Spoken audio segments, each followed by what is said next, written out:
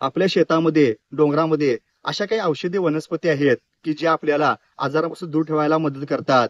काही झाडपाल्याचे औषध आहेत, काही झाडांच्या मुळापासून बनवले जाते औषध. त्या औषधाला आपण गावठी औषध म्हणतो.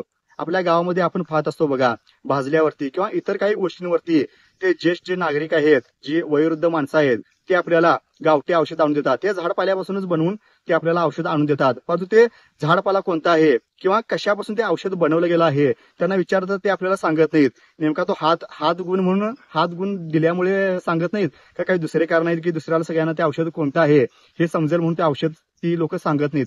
याच्याविषयी काय आपल्याला काय माहिती नाही. परंतु आज आपण एका अशा वनस्पतीबद्दल माहिती घेणार आहोत जी ठराविक आजारांपासून आपल्याला दूर ठेवायला मदत करते. ह्या वनस्पतीला मराठीमध्ये कंबरमुडी असे नाव आहे.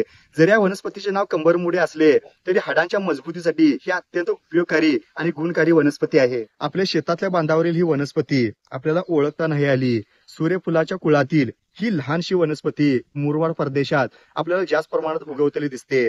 आपण उसाला पाणी पाजवतो किंवा आपल्या बांधावर किंवा आपण भाजीपाल्यासाठी पाणी पाजवतो, त्यांच्याच बांधावरती जास्तीत जास्त प्रमाणात ही वनस्पती आपल्याला आढळलेली दिसते. या वनस्पतीला इंग्लिशमध्ये ब्रायरेक्स प्रोक्रॅम्बेन्स या इंग्लिश नावाने ह्या वनस्पतीची ओळख आहे. तसेच मराठीमध्ये विविध भागामध्ये विविध जागांमध्ये वेगवेगळ्या नावाने ह्या वनस्पतीला ओळखले जाते.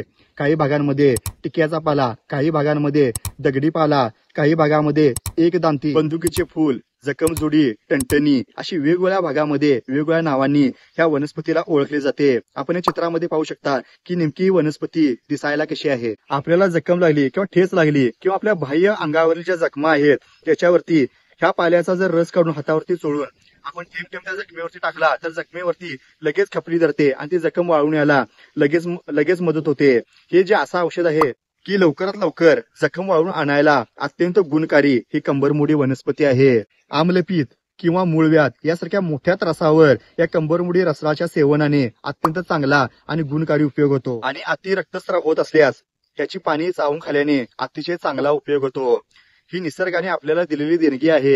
अगदी 0 पैशाच्या खर्चात अत्यंत चांगली आणि गुणकारी ही वनस्पती आपल्या शेतामध्ये आहे. वेगवेगळ्या भागामध्ये वेगवेगळ्या नावाने ओळखली जाणारी ही वनस्पती आहे.